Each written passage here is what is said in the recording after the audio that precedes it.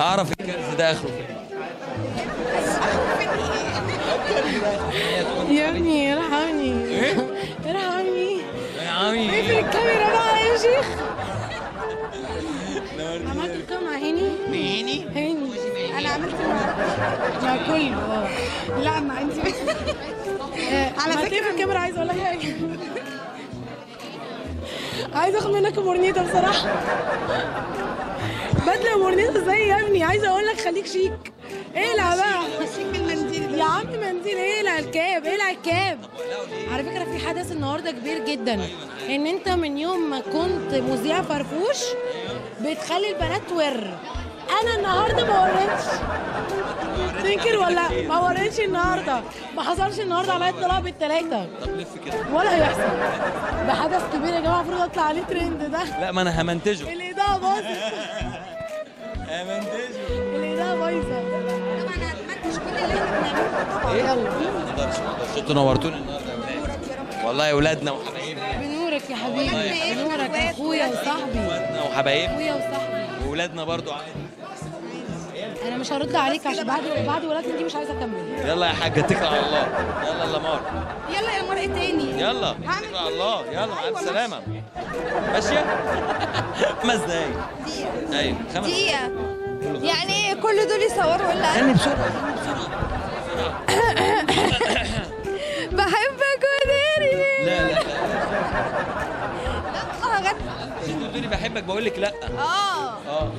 بحبك وداري ليلي ونهاري وعملت في قلبي صوتك بداري نسيت زمان اعمل في حبك ايه. عينيك حبايبي جرحت لي قلبي ورموش عينيك تداوي. بحبك يا ويلي سهرت ليلي. اطلعي منك لله. حسب وكان معكم السيد غنيم، وختمنا اللقاءات النهارده بالصوت. ربنا يسامحنا كده الجميل ده. خش يا عميم. عامل ايه؟ الحمد لله وانت طيب. عفيفي ده يا جماعه على فكره ممثل شاطر ان شاء الله، وان شاء الله ربنا هيوفقه. يا رب يا رب اسمع منك ربنا. ويعني تعالوا خد يا مولى. تعالى اقول لك حاجه، اعرفك على حاجه. عادي يعني انا يا عم استنى، انت ما بتصدق. اسمك ايه؟ اسمي همسة. همسه؟ من ايه؟ من القاهرة. عارفه احمد؟ بصراحه يعني يا عم عرفها بنفسك. مش هي. انا احمد عفيفي فنان كوميدي. تشرفت بحضرتك. انت برضه اموره برضه وهي انا يعني صح الامثال انا اللي هي حلوه. ترجم لك بس. بتتكلم جد دلوقتي؟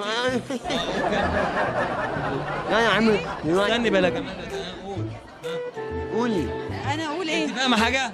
يا بحاول. وانا كمان اقسم بالله بقالي 3 سنين ما فاهم حاجه.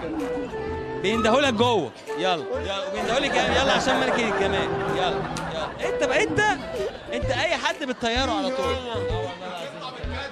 اطلع بالكد. مفيش ايه؟ تعالي هو اي حد وخلاص. انا جيب، انت ما بتعرفش تجيب.